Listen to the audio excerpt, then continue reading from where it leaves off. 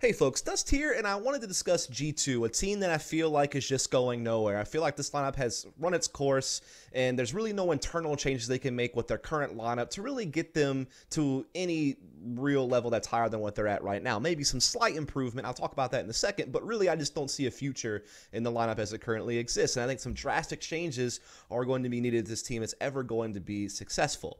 Now, when you look at the history of this lineup, first off, let's talk about how it came together. So obviously you wanted to retain pieces like Kenny S and Shox. These guys are legendary players in CSGO, particularly legendary in the French scene.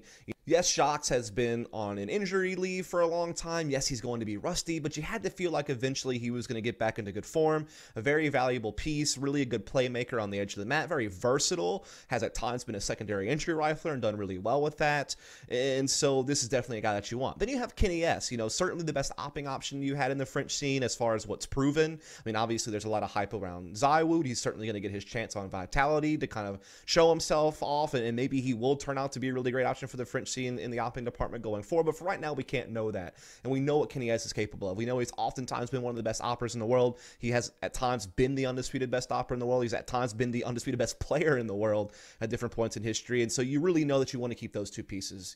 That's kind of just a given. Then the idea of bringing existence in as an in-game leader. Now this is somewhat more debatable, but in my mind I was actually down for trying this because it felt like any other in-game leading option in the French scene had already been attempted and had already run its course, right? Like the whole, Happy being an in-game leader really felt like it had, already done the best it could do and it had fizzled out.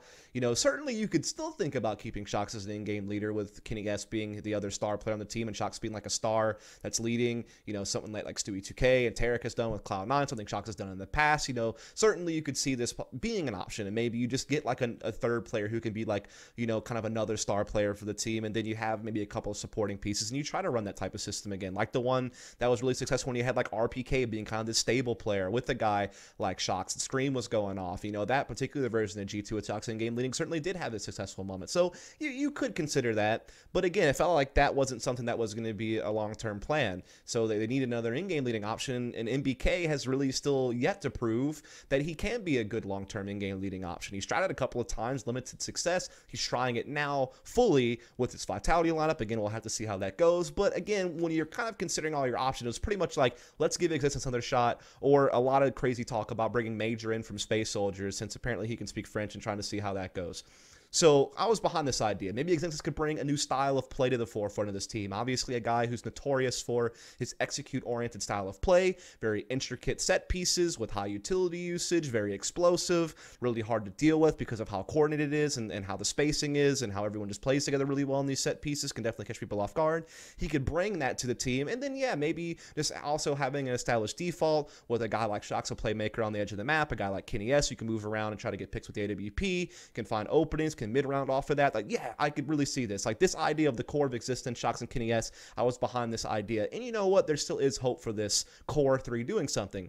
But yeah, obviously they also had to think about this roster restriction, right? If they wanted to maintain their slot for this Face It Major, they had to make sure they kept the right number of players. And for whatever reason, keeping players like MBK, Apex, guys that I think could have really added a lot of value to this team in certain roles, for whatever reason, that couldn't come to fruition. And again, I know there's a lot of different things behind the scenes in French politics and how players like each other, don't like each other, all that good stuff. I'm not necessarily privy to all of that really, so I can't speak into detail about that. But whatever. That couldn't work out, and so they kept Body.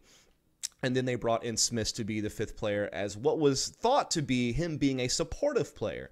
And that is kind of how this team was going to come together. And obviously they needed to keep this through the major. But you know what? We've seen this run its course now. The major's come and gone. They've played a couple events since then. And now it's definitely time to go ahead and make the change that you're past all of that, in my opinion. Because look, when you look at what the team's done, they have played a grand total of, I believe, 40 maps in the offline environment. And they've only won 13 of those 40, 13 and 24 record.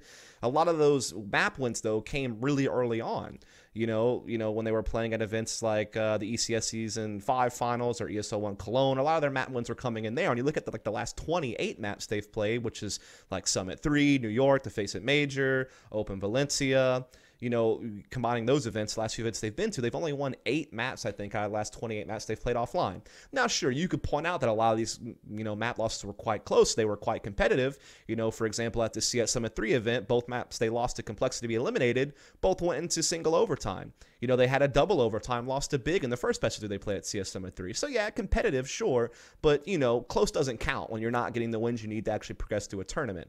Now, at ESL1 New York, they got 2-0 by Energy and Liquid. Yeah, sure, a couple of those maps were close. Like, they had an overtime loss to Energy on Cash. They had a 13-16 loss to Liquid on Inferno, who's a really sick Inferno team. But again, eventually you have to put some W's on the board and actually make some progress through a tournament to actually build up your reputation, build up your stature, get ranked in the international rankings better, actually accomplish something with this team. And it's just not happening for them. I mean, really, when you look at this team, Cologne was successful. Yes, they beat Navi in a best of 1. They beat Mouse Sports in a best of 3. They only get eliminated by teams like Astralis and Big, who obviously did big things at the tournament, and Astralis being the best team in the world. So, you know what? I can't really harp on them for that one.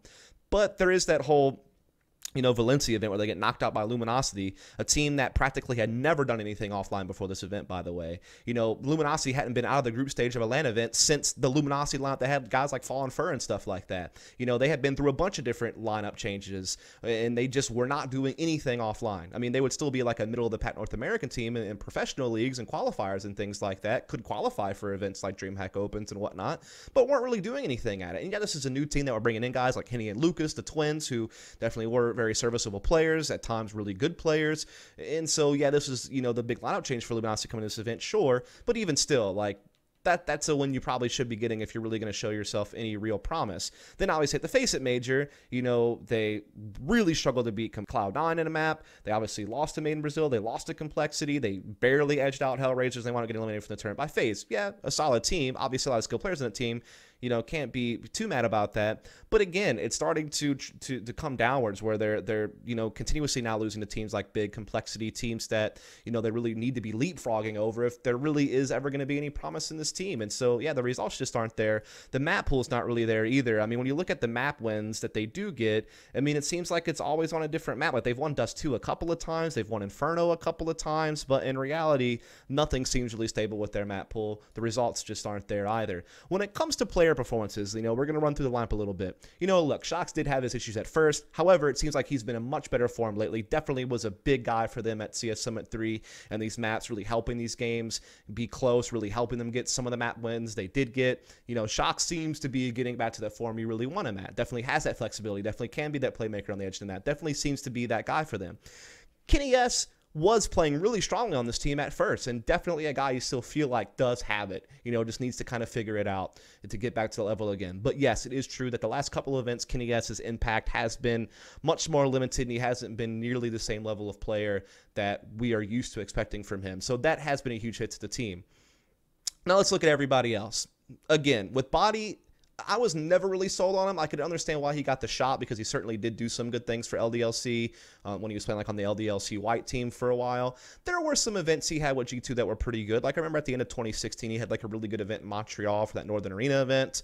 I think he had like a really good DreamHack Tour event in 2017. He did really well at that EPL. I think it was the Season 5 finals. That was around that same time period. So he's definitely had his moments, but he's never been consistent. And he certainly hasn't really done a whole hell of a lot really since that EPL Season 5 finals. Really seems like he just hasn't hit a level. He'll certainly pop off certain maps. He certainly can have his moments. I don't think he's necessarily a completely terrible player, but he's just not that consistent performer for this team where I feel like you really need someone else to be another big piece of firepower outside of Kenny S and Shox. Because if one of them has a rough game, then you are really in a lot of trouble. And even if both of them go off, there's still some teams you're just not going to be able to beat without another supporting cast member behind them, because there are these lineups out there that do just have like 3, 4, in Astralis' case, 5 really good players who are going to be able to frag toe-to-toe with you. And look, I know some people say, well, what about Navi? They have 2 players that carry Electronic and Simple. Yeah, guess what? They do it game in and game out pretty much all the goddamn time. There are times where Kenny S does slack a little bit. Like I said, these last couple events, he has looked a little bit off. Shox, it took a while for him to get to that level. He's just starting to get back into great great for him. And guess what? There's also this guy named Flamey on Navi who consistently puts up numbers as well next to guys like Electronic and Simple. And G2 does not have that. They do not have that extra guy that is that third solid piece that gets them those numbers. It just doesn't happen. Then look, when you look at Existence and Smiths, let's be real. Those guys aren't putting up numbers. If it does, it's outlier performances. Doesn't happen on a nearly consistent enough basis. And you just can't have both, it feels like. Like there's just no way that you can have both these guys on your team, both of them not producing numbers. And then you have someone like Body who himself also really struggles to consistently have any type of performance that really assists the team from a fragging department. So that's just the cold, hard truth. I mean, the way I see it at this point, the only internal change you might be able to make without bringing in another player is maybe change up Shock's role again. You know, maybe put him back into a secondary entry fragger position, let Existence go in first, let him be kind of that sacrificial IGL entry fragger type combination, something you saw MSL do with North, with Config, and then before that with KRB on like Dignitas if you go way further back. A couple other in-game leaders who do this, you know, guys like Glaive, guys like Nitro. Those guys also happen to be really skilled though and can consistently perform pretty damn well, particularly Glaive. But yeah, let Existence be that sacrificial entry fragger to kind of set up and create space for a guy like Shocks. Let him come in behind. Let him actually give you some damn entry powers. I just don't feel like they really have it right now. I mean, they have Kenny S. Sure, you can try to let him try to get picked with AWP, but eventually you're going to have to run down a site. You're going to have to put riflers in and actually try to clear out angles and get kills, something that an op isn't really going to be able to do when you're really getting to the nitty-gritty of executing a bomb site. And that's where you really need that entry rifling power. So they need Shocks to do that. Because right now it's Existence and Smiths. That just can't be the 1-2 punch you have entering in the bomb sites. This is not going to be reliable. You can't rely on that to get you openings. I mean, you can't just be setting up Shocks and crazy clutch modes all the time or hope that Kenny S is just going to go off every single round. So you do need some type of entry rifling power, and they just don't have it because, like I said, a lot of the time it winds up being guys like Existence and Smiths as kind of an entry duo on a lot of different default setups and a lot of different executes. There are certain circumstances where Shocks will kind of be a part of the entry mix. There are certain Body can kind of do it, but like I said, Body's not even really performing consistently. So they just don't pack that punch. Maybe moving Shocks into a consistent role where he's kind of a second entry player like he had done at different points in time for G2 and other points in his career. Maybe that could be enough to get them a little bit more. But even still, probably not going to be enough to get them to a level where they're a true competitor. Certainly, you're still going to have your issues on CT sides with just not having enough firepower spread out across the map. And so even this internal tweak, to me, isn't going to get the job done. And so really, the people that are going to be under fire, because it feels like you are just going to keep Existence as the in-game leader, at least for now, I would imagine, are people like Smiths and Body. So let's start with Smiths. Listen, I know what I'm about to hear right now. All the fucking Yole noob shit is about to come popping off. I get it. Never said that, of course. And look, let me be real with you, because apparently people don't seem to get this. Yes, I made a terrible joke about Smiths at that Montreal event. It wasn't that bad. I basically just said that he was a bad player or sarcastically called him a good player and then held up a Kappa sign. It was definitely one of the biggest regrets of my career. It was definitely a huge mistake. It definitely crossed the line of critique and into being a personal insult. Now, I have personally apologized to him directly. I've apologized to teammates of his. I've talked to them about it. I've talked to other players about it. Everyone's cool. You know, I've publicly apologized for it multiple times. There's nothing I can do about that anymore. That time is gone. But let's be real here. Like, Smiths is just not cutting it. His skill is just not there. Look, I could have been on board with the idea of Smiths being a support rifler. Maybe he could help set people up. Maybe he could be a secondary voice that, you know, can help add ideas or help lead the team. Maybe he still could be that for this team, but the problem is that's not how he's being used. That's the biggest issue I have with this. He's being used as a secondary entry type rifler a lot of time on T sides. And again, when you get on the CT side, when it does come to that idea of having raw firepower, he just doesn't have it. You know, and so I could say maybe you keep him, but you can't keep him and Body. One definitely has to go. I think both probably should go. If this team really wants to be an national contender, then you probably do need to remove both Body and Smiths and get in players. But we'll talk about that more in a little bit. But yeah, again, like Smiths, either you got to move him to a support rifling role, playing the edges of the map, doing the support work, but you can't have this guy trying to create openings with Existence. It just can't happen. You can't have that be your 1-2 punch. Then again, with Body, you know, he is kind of playing the edge of the map. He is at times doing more supportive stuff. He is not really necessarily a big part of the map control group, but he's still not performing really well. He's still not really helping you out a whole hell of a lot on a regular basis. So it feels like he isn't really adding any value to the team. Right now, the way they're currently being used, neither player is adding value to the team. I don't know if a role swap can help that along, or if you just have to get rid of one or both. Like I said, I would say both, but definitely certainly one needs to go. The thing is, you need a secondary entry rifler, or you need another really strong rifler on the edge of the map, and you need to move Shocks to a secondary entry fragger role. Those are your options, in my opinion. The problem is, all the riflers you would want are pretty much on Vitality. You know, guys like Apex would be that entry rifler for you that you could really use. RPK would be a guy that could kind of be a bit of an entry rifler, but also could possibly also play the edge of the map for you, kind of be another playmaker, just be another stable rifler. Those are two guys you'd love to have. MBK, obviously, a guy you'd love to have as maybe more of a supportive player, but you're not getting any of those guys. Hell, even Happy might be a skilled enough rifle on the edge of the map if you kind of get him to be more involved and not just be like this crazy lurker. Maybe he could have even been valued. Problem is, literally every single one of them are signed to Vitality. Seems like you're not hitting any of those players.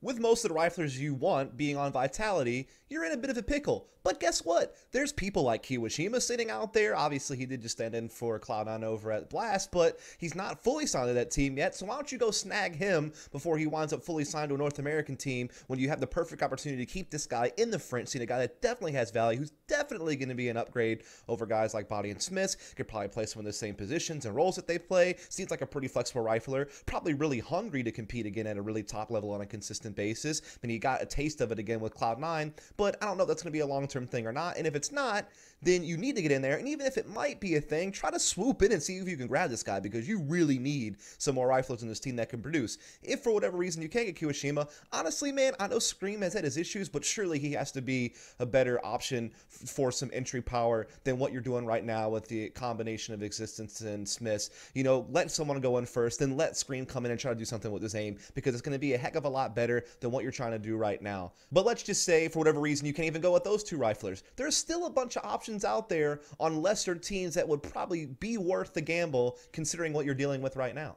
Maybe trying to grab like Amanek from LDLC probably could be an improvement to any of the players I mentioned on this team.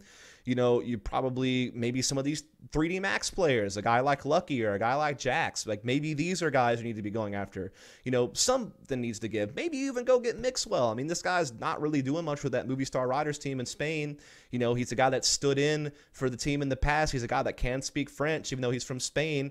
You know, the big reason why Mixwell even really came back to Europe full time is because he wanted to be in Europe. He wanted to be with friends and family. He didn't want to live in North America. That's why he was leaving Optic. Well, guess what? G2 go and try to provide him that desire. So can and has desired to be kind of an entry type rifler, has even kind of claimed he'd rather get away from primary opping, though I kind of wish he would embrace it at those points in time in his career.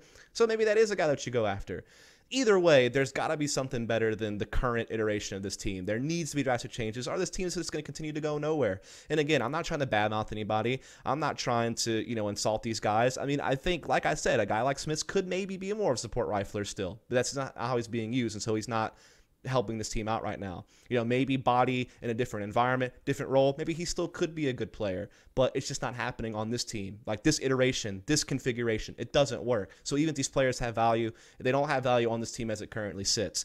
I mean, I think this team already really missed a big window, really missed a big opportunity with all these Vitality players getting locked in together as a unit and them getting signed and them going that direction. Now, you're probably going to have to wait a really long time to get one of those guys, or you're going to have to do some really crazy buyout or something drastic is going to happen. I think that team has to, you know, really kind of play out and see how it goes. If they wind up succeeding, then you're probably never going to get those guys. But at the very least, they're probably going to want to play some lands for a few months to see how things go before they ever make changes. So you're going to have to wait a long time to get one of those guys. But, you know, at this point, unless you're just kind of waiting for that to happen, I feel like you kind of have to take a gamble on one of these guys from like an LDLC at 3D Max, or maybe some guy I never even heard of that's like on another French team that is maybe like really young and promising, you know, on like some pug system or something like that. I'm not really sure. But just wanted to give some thoughts about G2 and how things have been going and how I feel like there really just needs to be something done if this team ever hopes to, you know, live up to anything.